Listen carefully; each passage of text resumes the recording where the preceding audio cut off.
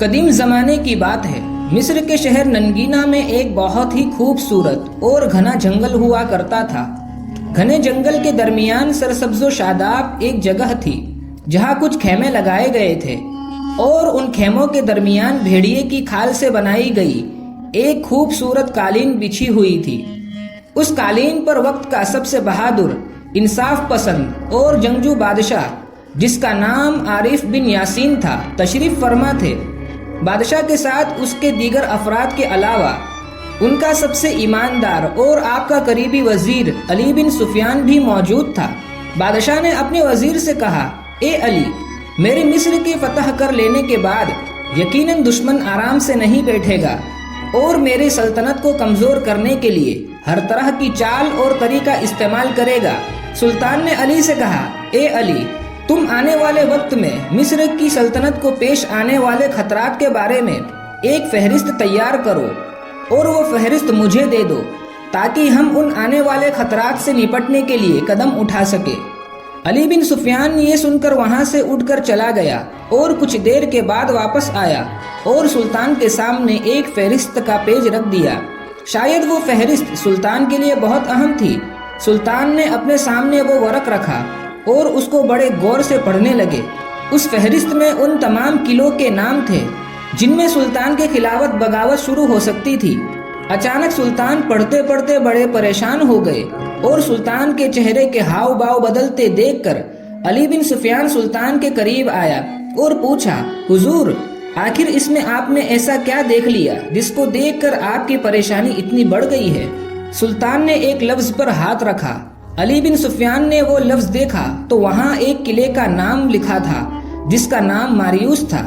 اس قلعے کو ننگینا کا ماریوس قلعہ کہا جاتا تھا۔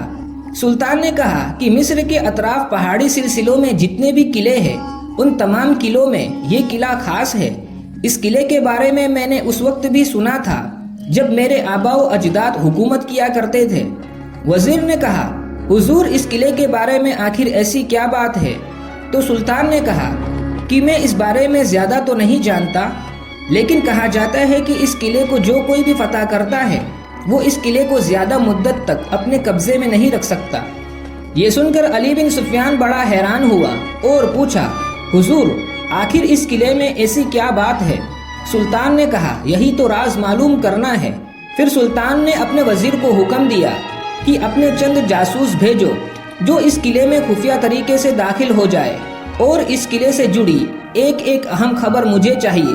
علی بن سفیان نے اپنا کام شروع کر دیا اور چند ہی دنوں میں علی بن سفیان کے ماہر جاسوس قلعے سے جڑی ہر اہم معلومات لے کر آ گئے۔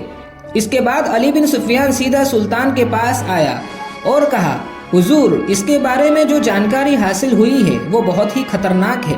سلطان نے کہا، آخر کیا خاص بات ہے اس قلعے میں؟ علی نے کہا، حضور، اس قلعے کے بارے میں ایک خبر ملی ہے کہ اس قلعے کو آج تک جس نے بھی فتح کیا وہ زیادہ دن تک زندہ نہیں رہ سکا۔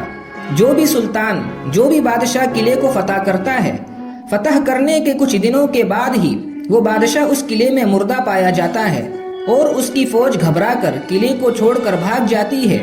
یہاں تک کہ کئی بار اس قلعے کی تلاشی لی گئی، یہاں تک کہ تمام سپاہی، تمام محافظ اس بادشاہ کے بھروسے مند اور اپنے ہوتے ہیں، لیکن پھر بھی ان تمام سپاہیوں اور محافظوں کے ہوتے ہوئے بھی اس قلعے میں کوئی ایسی چیز ہے جو بادشاہوں کے قتل کی وجہ بنتی ہے۔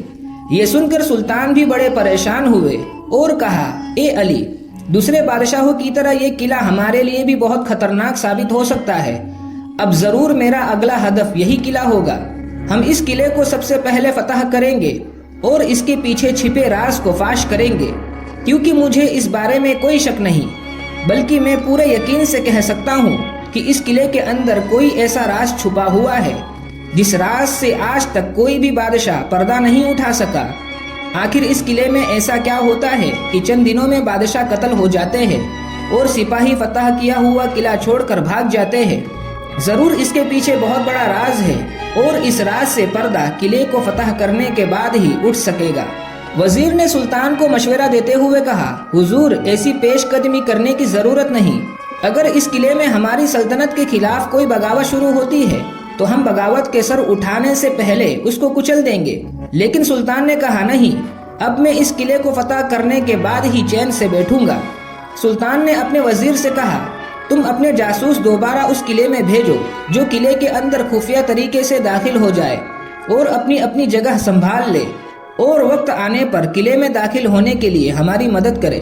علی بن سفیان سلطان کو منع کرتا رہا کہ سلطان، یہ قلعہ بہت ہی خطرناک اور پر اسرار معلوم ہوتا ہے، اس کو فتح کرنے کے بعد جان جانے کا بھی اندیشہ ہے۔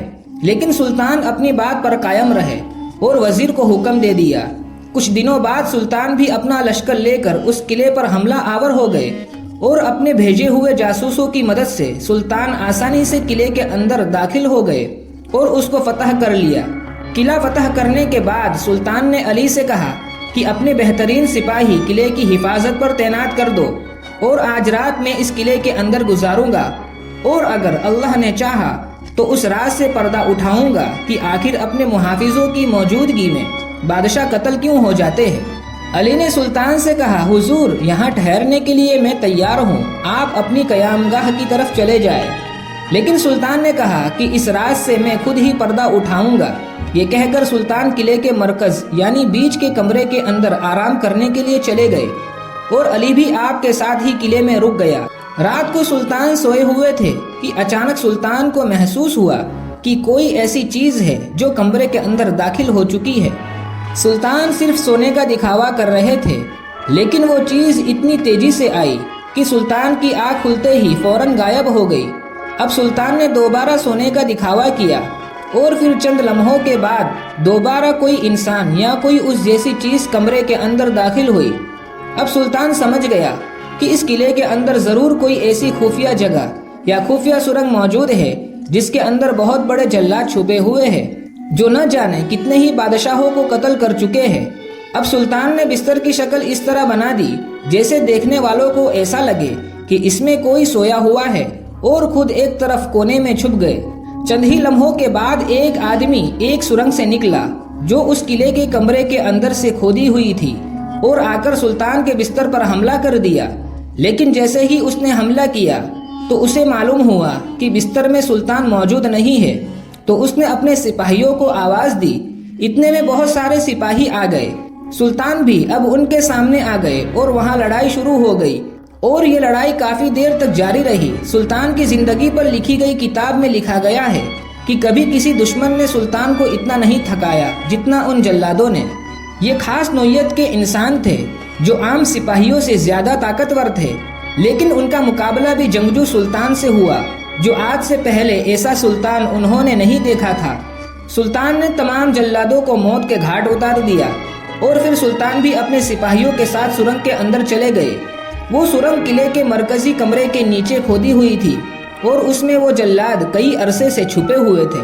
اس سرنگ میں ان کے کافی خطرناک ہتھیار موجود تھے۔ جو بھی اس قلعے کو فتح کرتا تو وہ جلاد آ کر اس کمرے میں اس بادشاہ یا اس کے محافظوں کو قتل کر دیتے، اور خوف کی وجہ سے سپاہی قلعے کو چھوڑ کر بھاگ جاتے، اور اسی وجہ سے کئی سالوں تک ان جلادوں نے قلعے پر آسانی سے قبضہ کر رکھا تھا، اور اس قلعے کی وجہ سے کئی بادشاہ اپنی جان سے ہاتھ دھو بیٹھے۔